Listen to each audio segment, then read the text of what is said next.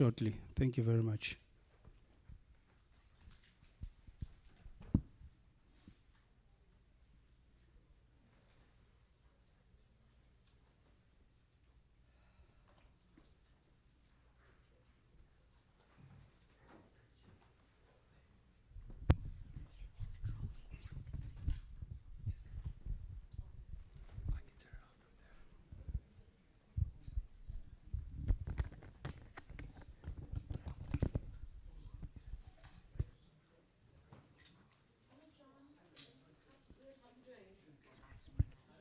It's Minister Steenhuisen.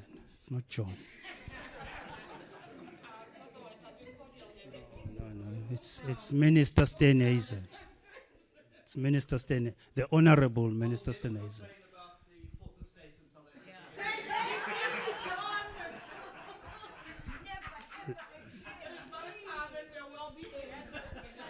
Let's settle down. Order. Let's settle down.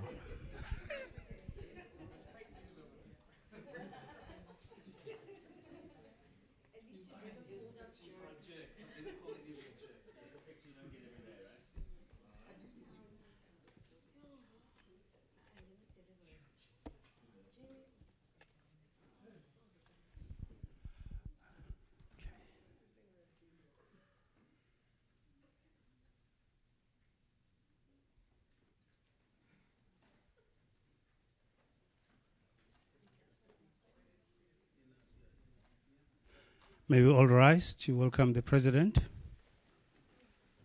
of the Republic of South Africa.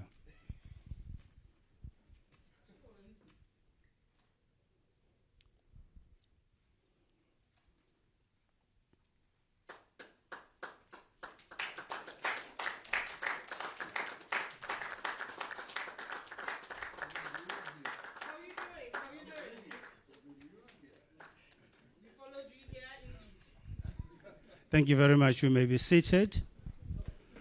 Mr. President, ministers present, DGs, senior officials, advisors, colleagues from the media, welcome to this brief media engagement following a very successful bilateral engagement with President Trump and the members of his administration.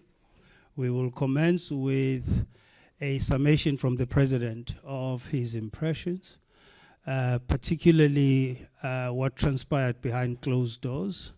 I hear the food was good, but I'll allow the President to elaborate, and thereafter we'll open the floor to questions with a standard format where we first introduce ourselves and we fire off our questions.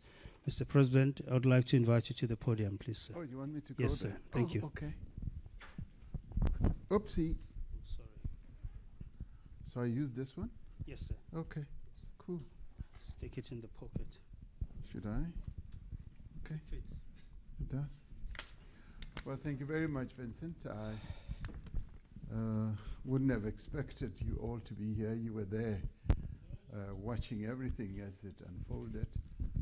And some of you were like getting into the scrum, egging everything on, and asking inappropriate questions. Oh, some of you, yes. But thank you very much for being here. I was really pleased to have a very good delegation.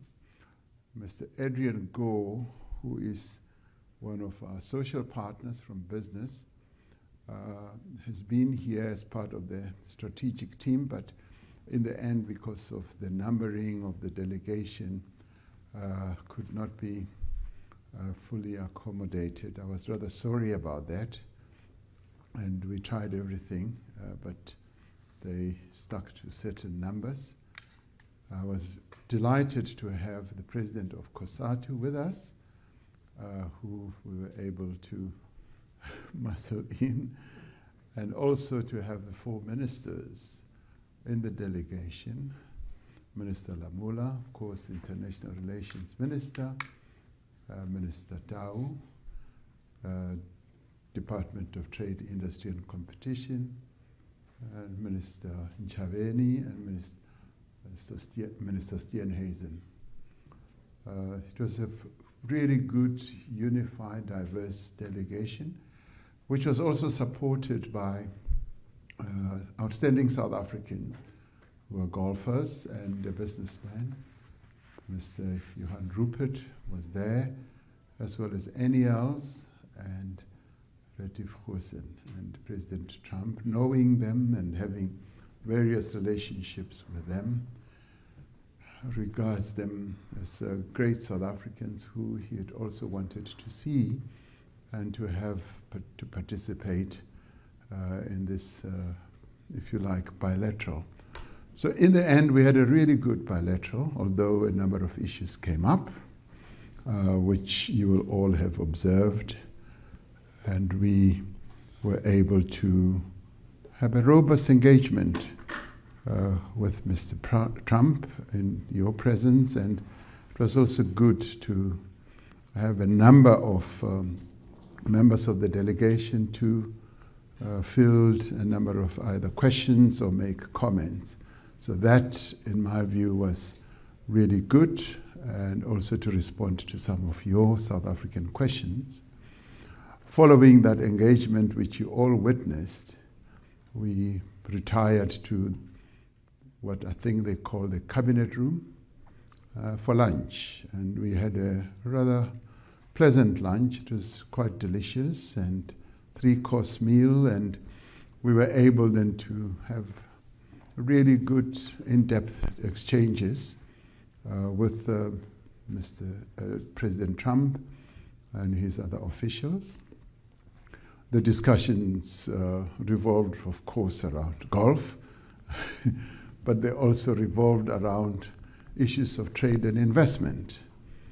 And we were able to, in discussing all that, one, to confirm that there will continue to be engagement between South Africa and the United States officials, particularly the trade and industry level, to deal with the package of issues that we had tabled that have to do with trade and investment.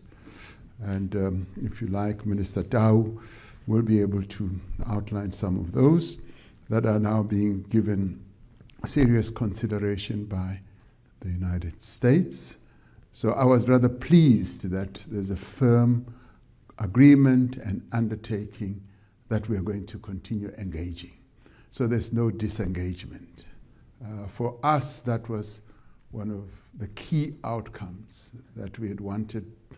Our objective in coming here was to reset relations between the two countries and to reposition our relations, which had become contaminated by some of the issues that had been raised during the engagement, or what many people thought was also contaminating relations, for instance, the ICJ case and Ukraine, Russia, and all that. And it turned out that, yes, President Trump's concern is about the safety of people in South Africa, much as he zeroed it down to, say, white farmers. We kept saying there is a security problem, and we're not running away from that. There's criminality, and we even sought to deal with it from its genesis, that in the end, when the economy is not growing, when there's poverty, when there's unemployment, one of the social ills that we get as a derivative is criminality that spreads itself around the country. It's not only on farms or rural areas, it's even in urban areas. So he expressed his views about that, and I was rather pleased that quite a number of our compatriots were able to deal with that, including Minister Steenhuisen and President of COSATU as well.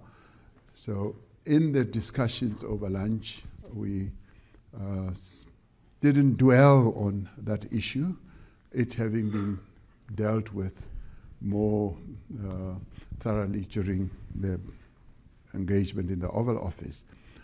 However, they did ask, what help do you need? And we said, well, already in South Africa, we're utilizing some technology in one of the areas in our country which we would like to see if we can be utilized. But the main thing we said in terms of assistance and help is investments. And we harped on that we require more investments from the United States, and we require a more positive disposition from the United States, because once the United States government and the president emits a very positive disposition towards South Africa, it unlocks a lot of investment, and investors would then be willing to come and invest their money. We want foreign direct investment. We want to keep the jobs that we have that have been created by US companies, and we want more and more US companies to come and invest. And Minister Tau also explained that one of the US companies has invested in a lithium company in our country, and that shows a positive disposition towards South Africa. We want that to increase, and one of the key confidence building measures or mechanisms is the engagement that is going to continue on investments, on tariffs, and an investment climate creation in South Africa, and our access to the American market. And continued discussions over AGOA are now going to ensue much more determinedly going forward. So for us, during the lunch discussion, that was the big takeaway, a very, very positive indication. Of course, we couldn't discuss details because those details will be ironed out during those engagements. Secretary of Commerce was present, as Minister of Trade and Industry was also present. We also discussed the G20, and we stressed that the G20, having been formed by the United States, of course together with other countries, it's important that the United States should continue playing a key role in the G20, more particularly because I want to hand over the presidency of the G20 to President Trump in November. And I said, he needs to be there. I don't want to hand over the presidency of the G20 to an empty chair. I want to hand it over to him sitting in that chair in November. And he is going to give serious consideration to it. In fact, I expect him to be coming to South Africa, and he, having realized the important role that the United States continues to play in international or multilateral formations or organizations like the G7 and the G20, and he having said, of course, the G7 would be much more impactful with the participation of the United States, as the G20 would be more impactful in global matters with the participation of the largest economy in the world. So my takeaway from that is that G20 participation by the United States is going to be happening. So we're particularly pleased with that.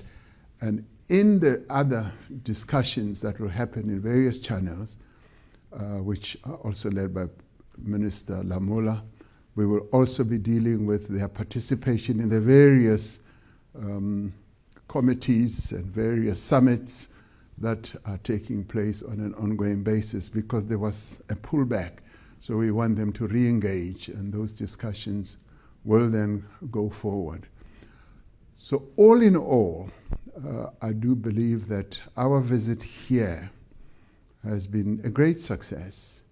We've been able to achieve what we set out to achieve re-engagement with the US, to put the issues of investment, and trade on the table, and to ensure that we continue engaging through the various other formations. It's good that his Secretary of Commerce was sitting right next to him, and they continued exchanging how our continued engagement will happen. So all in all, I'm rather pleased. I go back tonight having a sense that we have done well. I know that many South Africans were filled with a great deal of concern and fear that we will have a Z moment and all that. That did not ensue. And I know that you yourselves as the media, you wanted to see drama and something really big happening. And I'm sorry that we disappointed you somewhat when it comes to that.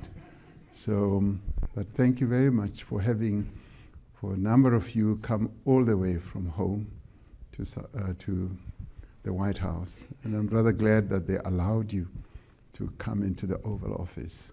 And that in itself was good. And they gave us a number of mementos. And I was given a book. So I gave him a book, a golf book, and he gave me a book as well. So that is good. Lots of reading indeed in the future. Thank you very much. Thank you. Thank you very much, Mr. President. We'll now take questions in a typical South African orderly format, as we always do, starting with Sherwin, Bryce, please. Where's Grace? Grace, you promised me a book. I know these people are going to ask lots of questions. Thank you, Grace. But I'm not going to take all the questions. I'll pose them to you and you can indicate as you choose. And some of my colleagues, including Adrian, who's here, and Losi and the ministers will.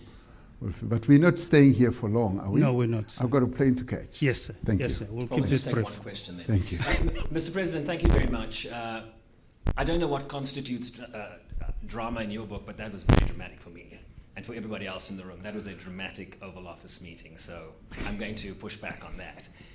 In addition to that, can you clarify if there was any discussion around the African Growth and Opportunity Act?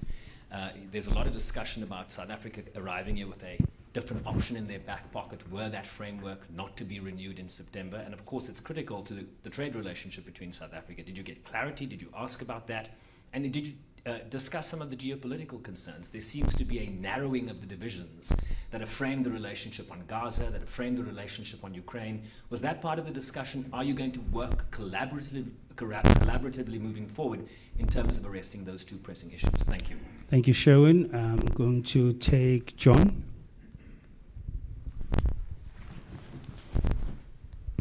Mr. President, John Eligo with the New York Times. Just two things. One, you mentioned that the U.S. president can be a great signal for investor confidence in South Africa. Obviously, what we just saw in there was not sort of a signal of investor confidence, what we saw from Trump in the public sphere. So how do you suppose going forward that you all will get to a place where you can see President Trump expressing something that would show investor confidence? And then the second one, when he was playing the video and talking about the white genocide. At one point he brought up apartheid and saying, I know that was bad, but no one's looking at this. You are someone who was fighting against that system. You lived through that system of apartheid. You had to endure it as a black South African. Obviously you're a very measured diplomatic person. Just what did you feel in that moment as a South African, as a black South African, when you heard someone try to equate a non-existent genocide to what you all experienced during apartheid? Thank you, John. Sidi? Thank you, John. Ooh, finally, I get picked to ask a question unlike the Oval. Sidi Madia from Eyewitness News. Eyewitness News. Mr. President, just two quick questions. What of the region? I think Sherwin asked you now about AGOA, and we know what the greater benefit is for AGOA. But if South Africa was coming in, and some of the ministers have said it, with an alternative deal in mind about South African interest, one has to worry about the rest of the region and the impact thereof.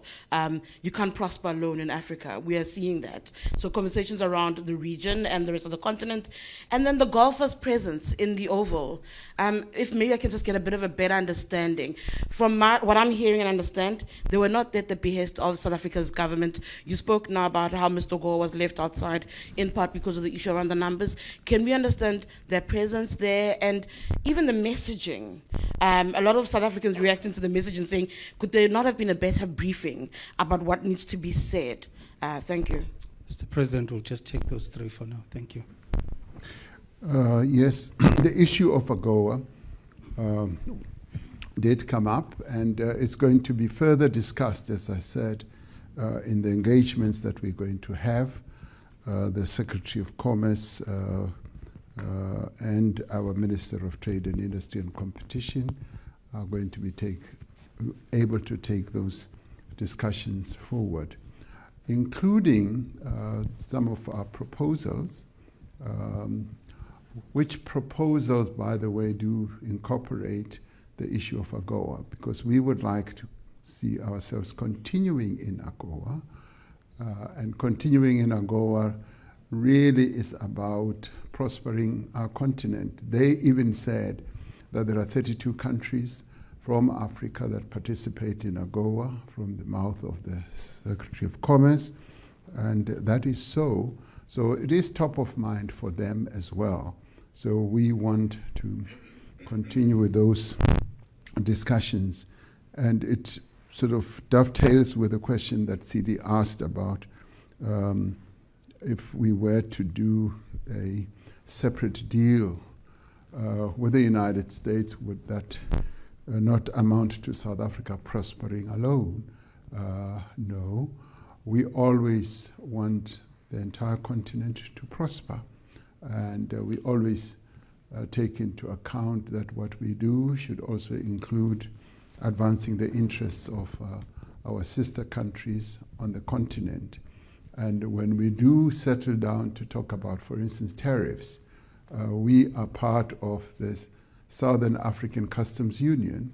So we will be talking about tariffs in that broader context, which means that we will not be looking at ourselves alone. We'll be looking at the interests of our sister countries in the sub-region, if you like, which is SACU, but we will also be looking after the interests and advancing arguments to prosper the interests of our sister countries on the continent.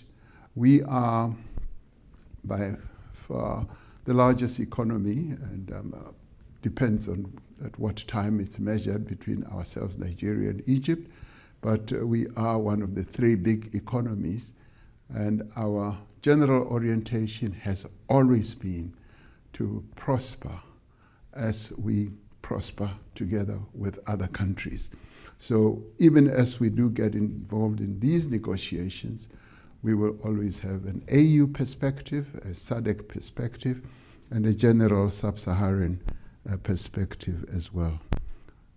Sherwin asked, did we discuss geopolitical collaboration on geopolitical matters? Yes, we found that our interests do coincide in as far as peace building and peacemaking is concerned. And we did compliment President Trump in being very forward in advocating for peace in our region between Rwanda and the DRC, and also Russia and Ukraine. And we outlined precisely what our involvement has been over the years with Russia and Ukraine. And we did share that we're one of the very few countries in the world that speaks to both. We were condemned at an early stage, but I think much later people realized that the role that we play is a constructive role, because we have been able to deal with intricate issues that involve the two countries about the children and the prisoners of war. And he appreciated that, and he recognized the role that we play. And even as President Zelensky came to South Africa, he says he wanted to know where Zelensky was, and he had that, oh, he's in South Africa. And before then, I had called, I had had a telephone conversation with him. Then he said, oh, I now remember he's in South Africa visiting President Ramaphosa. So the role that we play in peace-building missions and processes around the world is recognized and is known, and it was also confirmed today. John from the New York Times says about the positive disposition of President Trump that it was not so clear. It may not have appeared that way, but the issue that he kept raising, or he raised prominently, is the issue of genocide. And when he was asked by one of you, and thank God one of you asked, whether he was convinced that there was genocide, he says, no, he's not convinced. Much as he flighted the video and all those press clippings. And in the end, I mean, I do believe that there's doubt and disbelief in his head about all this. And I think today's meeting, and particularly when he heard from the other members of the delegation, from Minister Steenhuisen to even Johan Rupert and President of COSATU, Losi, and all that, they spoke from their own experiences and what they know, and that in many ways will have deposited in his head some information about what he's been hearing and seeing. And I would like to see this as a process. And the fact that he and I have agreed that we're going to meet again, and we will meet at the G20. By meeting again, I'm not saying immediate, so that you don't say, when are you meeting, as you will be tempted to say.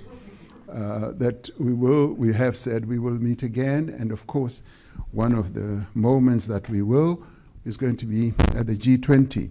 So that is a process to ensure that the new information, or the real information, may I add, is really sort of registered in his head.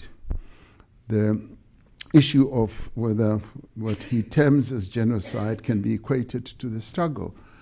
And of course it cannot, because there is just no genocide in South Africa. And of course it is an issue of how one looks at it. As they say sometimes, the shape of the mountain depends on which point or which direction you are looking at it. And in this case, we cannot equate what is alleged to be genocide to what we went through in the struggle, because people were killed because of the oppression that was taking place in our country. So you cannot equate that. The presence, as Tsidi asks, of golfers in the meeting. As I think I said, right at the beginning of my input, I said, when I spoke to him, we agreed that we should meet, and he said, bring along with you Gary Player, Annie Els, and Retief Goosen, because he loves them. He's a golfer, he's an avid golfer, and he speaks about golf quite a lot, and he respects the South African icons. And he even asked, what is it about South Africa that produces such great golfers? And I said, it's the water that we drink, and I guess much more. Minister Steenhuisen said, you know, the environment, the atmosphere, and the food. So he wanted to see them again, and to see them in a different setting, in suits and all that. Could there have been a better briefing? We didn't have the opportunity. Some of them just arrived today or just late last night. But it is what it is. And they spoke about their own experience. And it's an experience that we're not hiding. It is there.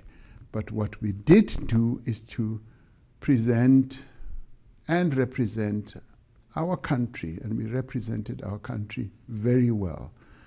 Those golfers are patriotic South Africans. Any else even produced his passport, and one needs to respect that they sort of play on the global stage, but they still regard themselves as South Africans, so they are patriotic. And when they speak, as they speak about their own experience, sometimes you cannot just say you will tell things that just people want to hear. Sometimes you speak about your own experience, and that's what they did. And the way it lands is the way it lands. But in the end, I do not believe that it dilutes or detracts from the import of our message today. We were able to present South Africa, even within the challenges and controversies that have been spread around our country, but we were able in a very unified way to present the South Africa that we have, with all its challenges, with all its problems. That's what we did. Thank you, Mr. President. We're going to take a question from Annika and then come to Stembi. Annika. Thank you, President. Annika Last, ENCA. Mr. President, Annika, I saw you outside. You asked me questions. You want to ask again? Do you know that it's never enough? Mr. President, I just wanted to say I don't know if you drink alcohol, but if you do, you deserve a stiff whiskey. Give that man a bells. Give that man a bells. Mr. President, is Starlink part of the workaround package that's going to be offered by South Africa? And did the issue of the ICJ case against Israel come up during the briefing or during the lunch? Thank you very much. Thank you. Stembi over here. Can we pass the mic to Stembi? Sawubona Mongameli, Sithembile Cele from Bloomberg News. Maybe linked to Annika's question. One of the delegation mentioned the presence of Elon Musk's technology in police stations across South Africa. Did he have a mandate from yourself to make that request? Do you support it?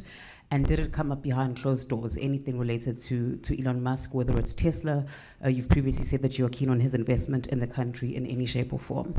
And then in terms of the proposals that were on the table, you kept mentioning critical minerals. What does that deal look like? What shape or form does it take? And lastly, where is your special envoy, Mr. Mcebisi Jonas? Is he not here because there was an issue with the US administration, or are there other factors? Thank you. Okay, thank you. And last question to Pearl. Just behind you.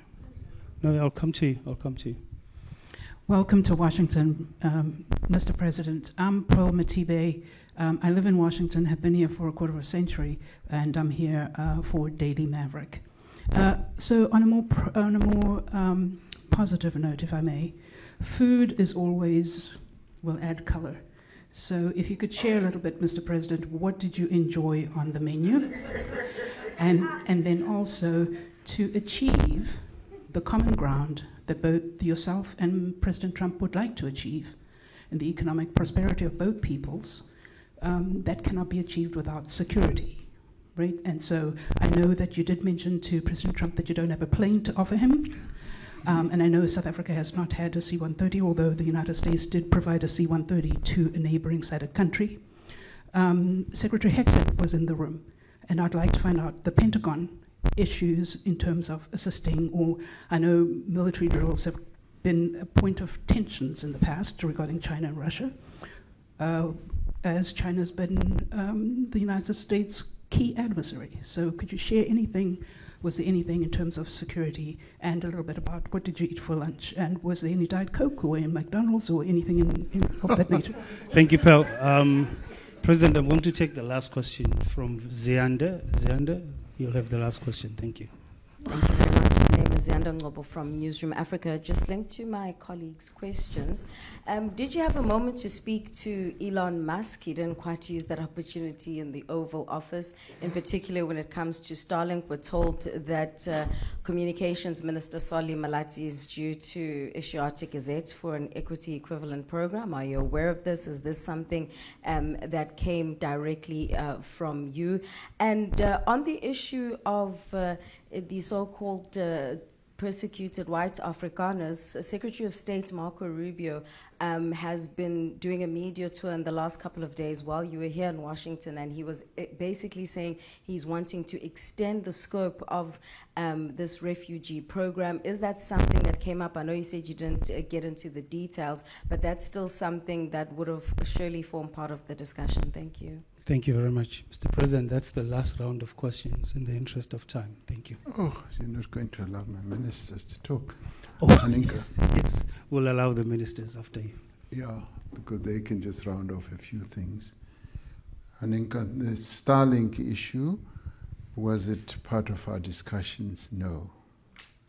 What we were able, and this is part of the offer or the package that we're talking about, is creating an environment for investments to take place. What do we want? We want US companies to come and invest in South Africa. That is a real deal for us. We want foreign direct investment. And to do that, we've got to create a conducive environment for FDI, for foreign direct investment. And where, for instance, in the past, we've been able to do so and attract US companies and utilize regulatory frameworks such as instead of BEE compliance, you could have equity equivalence. And US companies have embraced that. That shows that they are willing to go along with our regulatory framework, which we have crafted to attract investors to South Africa. And many other countries utilize a variety of ways to do that. I know, for instance, I was reading that when Tesla wanted to build a gigafactory, car manufacturing factory in China, they were required to have Chinese partners. And they had a negotiation with the Chinese government, and in the end, they dispensed with that regulatory compliance and allowed Tesla to invest directly as a sole company in building a giga car manufacturing facility in China. So what did the Chinese do? They crafted their own regulatory framework, and they were able to come up with a creative way of enabling an investment to take place. Because one, they wanted to bring in an investor, two, create jobs in China and all that. So similarly with us, there's nothing wrong with South Africa to have in the past crafted an equity equivalent provision that has allowed many companies, Amazon, Microsoft, Google, you name them, they have utilized that same type of dispensation. And in doing so, we want to see how best we can attract further investors in South Africa and be able to get a regulatory framework that can allow them to come and invest. And where, for instance, our regulations may be a bit inconsistent with our great intention, we look at them. And somebody asked a question about Minister of Communications. Yeah, that's you, yes. He's going to be able, in analyzing the regulations of the Communications Act, to see how best we will be able to make them consistent with what we have done in other sectors. And that falls within the realm of creating that conducive environment for us to attract investors to come into South Africa without violating our own rules and regulations, our laws, but it's part of the regulatory reform that we can say we are looking at, because our key objective is to attract investors, to make sure that we are an investable country where companies from outside South Africa can come and invest. Annika asked whether the ICJ issue came up during the lunch talk. No, it didn't come up. And we got an impression that President Trump's approach to the ICJ is that, let the process unfold, but at the same time to focus on peace building in the Middle East, precisely what we complimented him on. We said, we compliment you for the efforts that you're making to build peace, because we as South Africa also want to be part of that process. And we want to be part of that process even between Israel and Palestine, to be able to participate in a peace-building process, so that in the end there should be peace between Israel and its neighboring countries, particularly Palestine. So the ICJ issue did not arise during the lunch. Stembile asks about you wanted to ask about Tesla and the EVs. Elon Musk was part of the lunch, and we didn't really, focus on the discussions in relation to Tesla. The only issue he raised is that he'd like his Tesla cars to be in South Africa. He wants to import them, and of course, there are tariffs, and the tariff discussion becomes part of what we are going to discuss between the DTIC as well as the Commerce Department. So all that is going to be part of a big discussion that will take place. The issue of critical minerals is also going to be discussed. We did make it clear to the United States that we have up to 9 critical minerals that they need in this country. And some of them we are now already exporting to them, so they are going to be part of the discussions we want to have. But we want to cooperate with them. But what did arise was also an interesting point, which will be taken forward, of how we mine and process minerals in South Africa, and then they can then take the processing further when they come to the United States. So how you work that equation is some of what will be discussed. But the important thing here is that there is greater acceptance, I would say globally, in having processing of minerals closer to source. That is being accepted more and more. We call it beneficiation, and we started pushing this idea some 3, 4, 5 years ago, and it's gaining traction. Once when I was in Europe at the G7, it was spoken about, and the then German Chancellor accepted it. He said, yes, we must stop exporting rock, stone, and dust out of Africa. We must process there.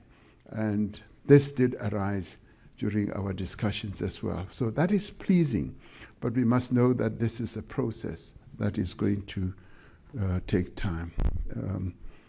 You asked about Mcebisi. Mcebisi is in London. He's not in Washington. So once our delegation was all worked up, we knew that we're working with the delegation that's here, and Mcebisi Jonas is in London, and I think he would have gone home by now. And I was talking to him. Pearl Matibe, when are you coming home? You must come home. We need you back home. I'm here to help explain, we have great understanding on Okay. No, that's good. The food, you're interested in the food. The food was delicious. We had a 3-course meal, as I said. The main course was chicken breast, grilled, and with some asparagus and some other spinach and so on. It was very nice. We had a starter. I've forgotten what the starter was. So, and what do you call this? The dessert. I usually don't eat dessert, so I looked at it and it looked good. Some did participate. And you also asked about that they delivered C-130s to other countries. We still have a C-130. We have, I think, 2 or 3 C-130s. One is serviceable and the others are being repaired. They're magnificent planes and they've served us very well for the longest of time. So we do have a carrier, which is a C-130. Did we have any discussions regarding the Pentagon? No. Although the Secretary of Defense was there, the discussions never veered towards issues of security. In that sense, it was more security for criminality activities that we need to really up our game. And it's good sometimes to share thoughts and views with various other leaders. We've done the same thing with the Chinese, with the Europeans, and they would like to see us doing much more. Zianda asked about Starlink. I answered Rubio, Secretary Rubio. I saw him for a while answering questions in, I don't know whether the Senate or whatever, and he was talking about extending the scope. And in the end, I mean, today's engagement will hopefully, when he gets the report, will be able to hear exactly what our perspective is. So I'm not that overly concerned, but I'm hoping that his engagement with Minister Lamola, following what we experienced or went through today, will be much more constructive. And we want to have a much more constructive conversation also with Secretary Rubio, as we, I think, have had with the other secretaries today. So thank you. Thank you very much, Mr. President. Can I go home now? Yes, please, Mr. President. What I would like to do, as the President takes leave of us, I would like to invite Minister Tau to come forward and give a little bit of color on the trade aspects of the discussions. Over to you, Minister.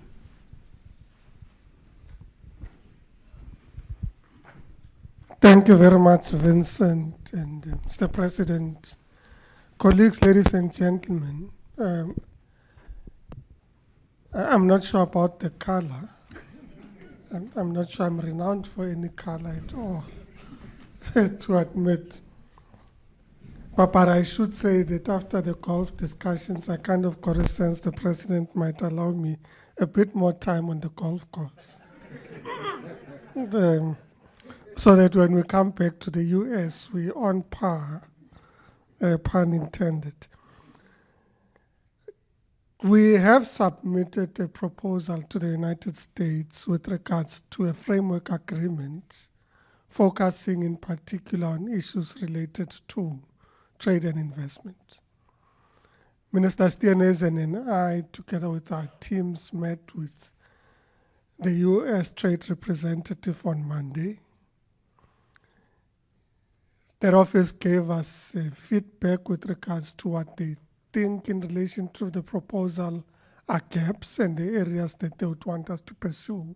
And I'll get back to some of the issues that we had raised. And subsequent to that, consulting with our colleagues back in the country, with other departments, SARS and so on, we're able to resubmit yesterday in the evening a revised document for consideration based on the discussions that we had had with Ambassador Greer. In terms of the proposal itself, it is about an agreement on trade and investment, and it has a number of components. The first focuses in particular on trade and investments, areas in which we think there's opportunity to increase trade between ourselves.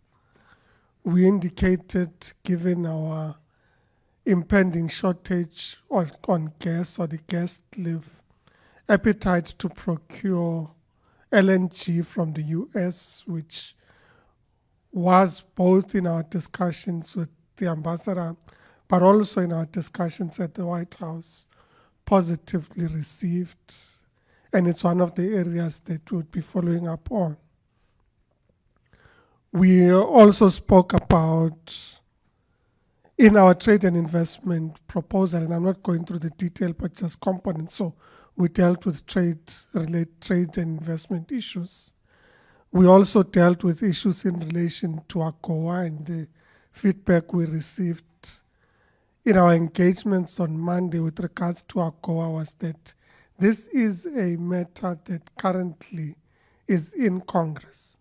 So it would be important for us to follow up in Congress with regards to the reauthorization of AGOA. I should say that having met with the trade ministers in Africa at the recent Africa Continental Free Trade Area Council of Ministers, we've agreed to develop a collective approach with regards to AGOA, and the US has also indicated that they would be convening a US-Africa forum at which we intend to present in detail our proposition on AGOA. But as South Africa, we have it in our document that the reauthorization of AGOA is important. The other chapter that we had, or section that we had rather, related to the Southern Africa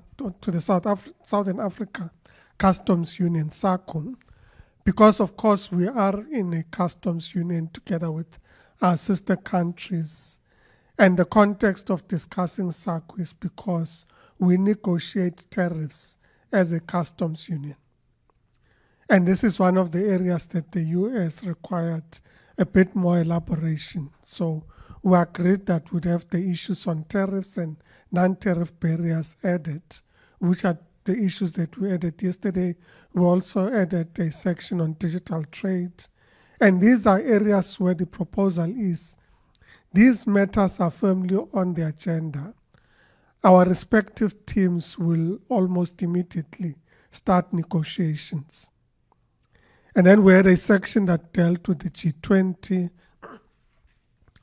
And in our session, extended appreciation to the USTR,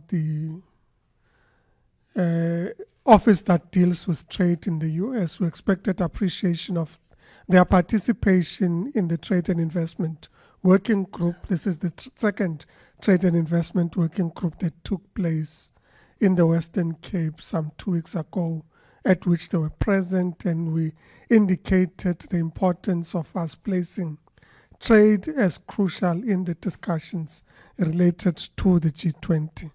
And the President has indicated that, in fact, we continue to extend an invitation to our counterparts for our respective ministerial meetings, and of course to the Heads of State Summit.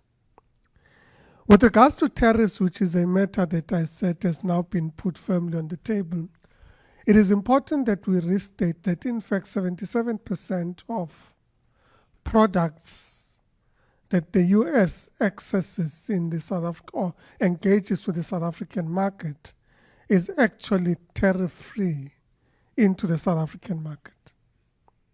So that's an important statement, because in fact when we talk tariffs, we are only relating to them in relation to the products that are not listed in the 77%. And we think that it is important to acknowledge the 77%.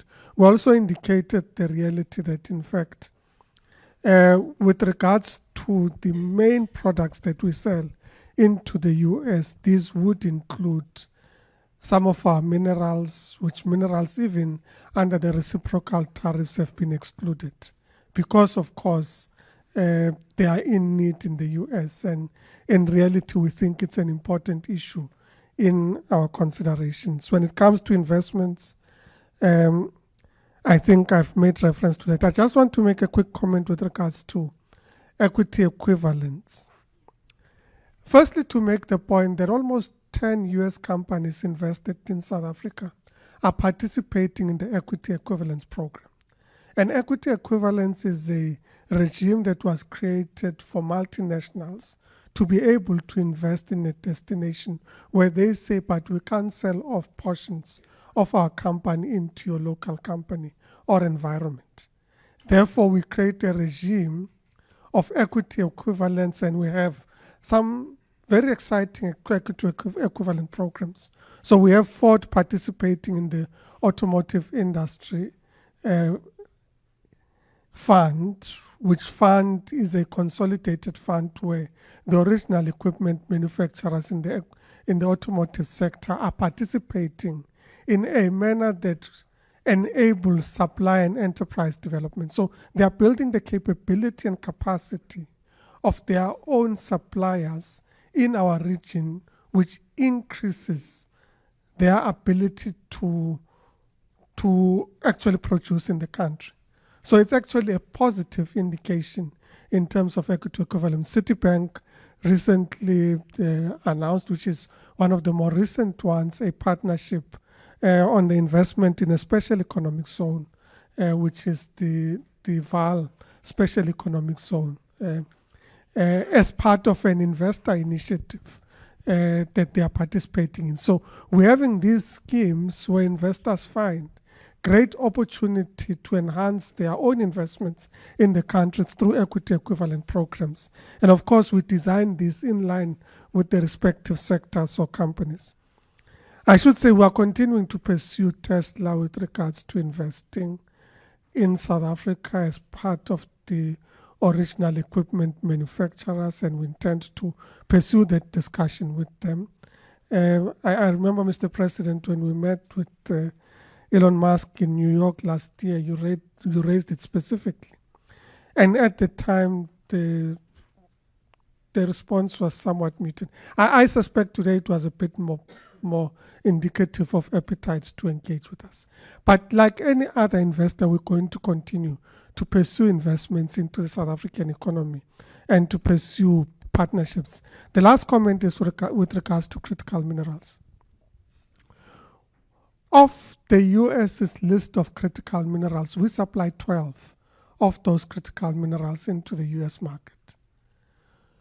9 of those 12, we are the main provider of those critical minerals into the US market. So they are an important partner with regards to critical minerals. The President was indicating that, in fact, yesterday a transaction was concluded at the Johannesburg Stock Exchange or Securities Exchange with regards to an American company, ASP Isotopes, buying into a South African company for the production and beneficiation of helium in the South African context, which is amongst the critical minerals that are required in the US context. So it is an indication of appetite to invest in South Africa. But we've also said, can we jointly look at enhancing exploration and investment in minerals and mineral beneficiation, which message has been positively received.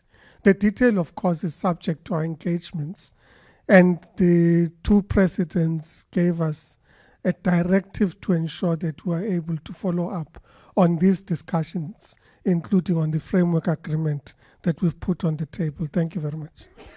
Thank you very much, Minister. I think in the interest of time, President, I'm going to allow you to take leave of us and then say to colleagues, the ministers are here. You are more than welcome to continue the engagement. But thank you so much to the members of the media, and thank you, Mr. President.